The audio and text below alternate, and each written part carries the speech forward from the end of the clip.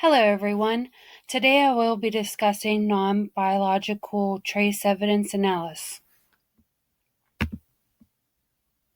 Trace evidence refers to physical evidence that is transferred by the interaction between objects and/or individuals.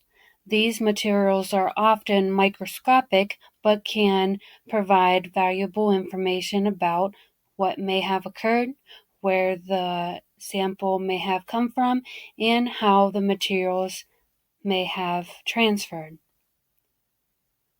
This idea first came from 20th century Edmond Lacard, who was a French lawyer and medical doctor. He believed every contact leaves a trace, which is known as Lacard's exchange principle. According to Trejos, Koch, and Meltretter, trace evidence examiners use a variety of analytical tools to locate and examine evidence, identify their main components, classify the materials, and compare items to determine if they could share a common source. For example, hair found on the victim's body could be compared to a suspect's hair to indicate if the victim had contact with the suspect.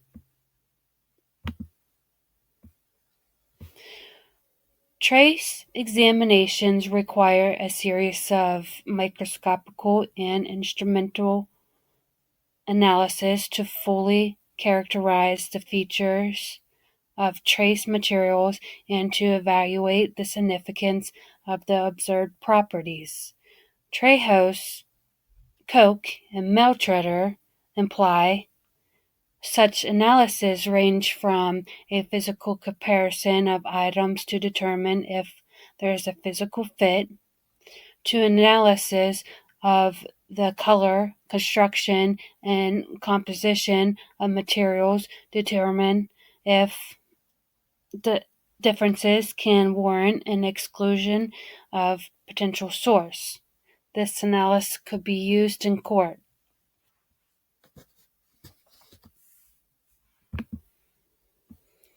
In Melendez-Diaz v. Massachusetts, Boston police officers arrest Louise Melendez-Diaz in a Kmart parking lot, and they found a substance that appeared to be cocaine.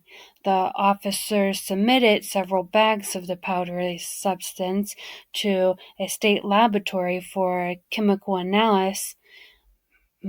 Melendez-Diaz was charged with distributing and trafficking cocaine.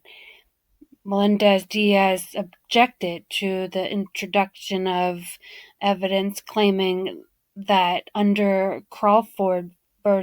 Washington, the reports could not be admitted into evidence without providing the defendant his Sixth Amendment right to confront the analyst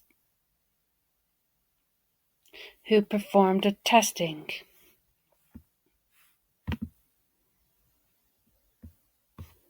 Silverman explains the court held that affidavits sworn to by forensic scientists that indicated both the weight of the white powder and that the powder was found to be cocaine were testimonial and inadmissible without the in-court testimony of the forensic scientists who performed the analysis of the substance.